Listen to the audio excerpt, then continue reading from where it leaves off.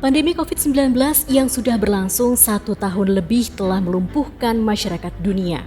Indonesia termasuk negara dengan angka kasus positif COVID-19 tinggi terus berjuang keras untuk keluar dari pandemi ini.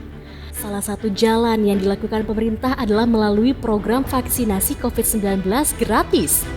Pemerintah mentargetkan 70% penduduk dapat diimunisasi agar terbentuk herd immunity atau kekebalan komunitas dapat tercapai. Dalam program vaksinasi COVID-19 ini, pemerintah akan menetapkan 7 vaksin COVID-19. Berikut perbedaannya seperti dikutip dari laman alodokter.com. 1. Vaksin Sinovac. Vaksin yang berasal dari Cina bernama CoronaVac. Bahan dasar pembuatan vaksin ini adalah virus corona atau SARS-CoV-2 yang telah dimatikan. Vaksin ini telah melalui uji klinis fase 3 selesai. Vaksin ini dipakai untuk peserta berusia 18 hingga 59 tahun dengan dosis sebanyak 2 kali dengan jarak 14 hari.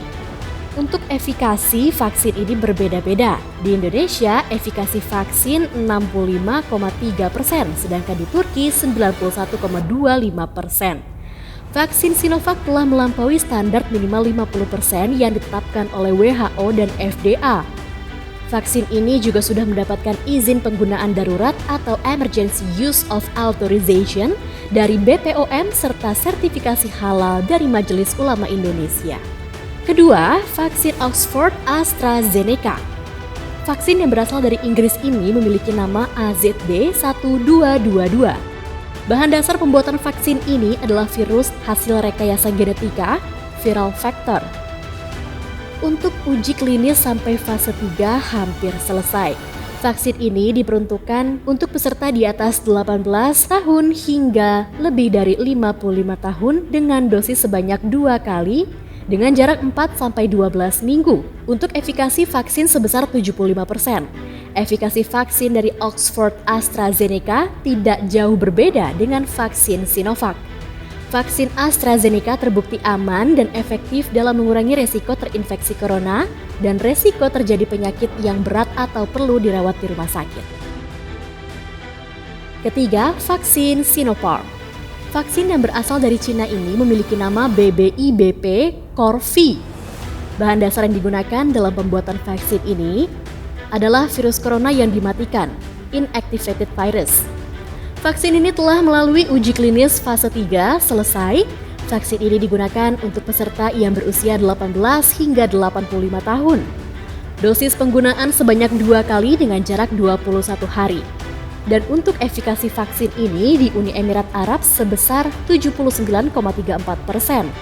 Cara kerja vaksin Sinopharm sama dengan vaksin Sinovac, yaitu memicu sistem kekebalan tubuh untuk menghasilkan antibodi terhadap virus corona menggunakan virus yang telah dimatikan.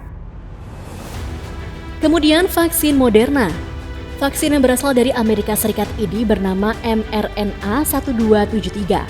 Bahan dasar yang digunakan adalah messenger RNA. Vaksin ini sudah melalui uji klinis fase 3 selesai.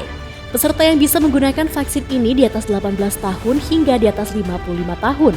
Dosis yang digunakan sebanyak 2 kali dengan jarak 28 hari.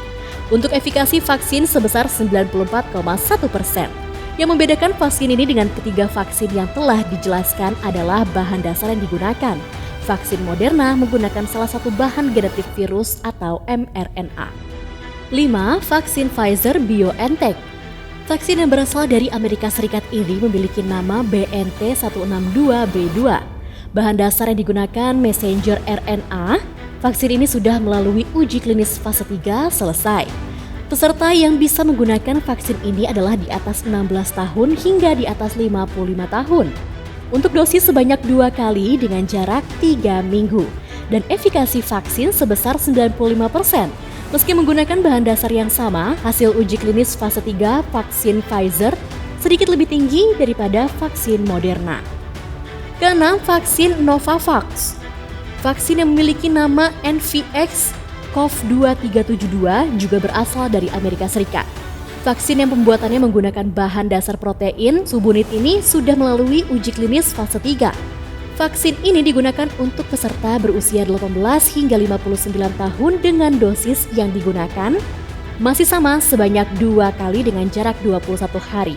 Untuk efikasi dari vaksin ini sebesar 85 hingga 89%. Protein subunit yang digunakan pada vaksin Novavax adalah protein yang dibuat khusus untuk meniru protein alami pada virus corona. Setelah masuk ke dalam tubuh, protein tersebut akan memicu reaksi antibodi untuk melawan virus corona dan mencegah infeksi. Dan yang terakhir adalah vaksin merah putih Bio Farma. Bekerja sama dengan lembaga biomolekuler Eijkman, PT Bio Farma masih terus melakukan pengembangan dan penelitian terhadap vaksin COVID-19. Uji klinis terhadap vaksin ini rencananya baru akan dimulai sekitar bulan Juni 2021.